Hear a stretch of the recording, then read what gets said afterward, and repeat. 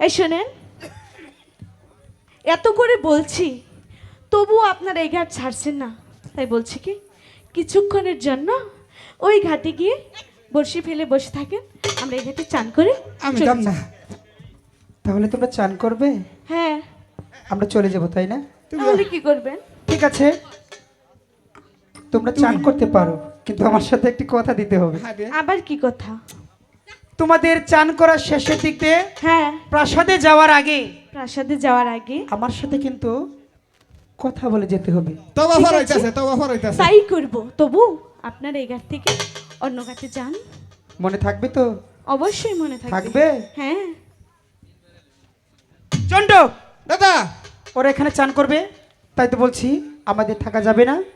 ওদের চান করা শেষের দিক দিয়ে তারপর আমরা চলে আসবো।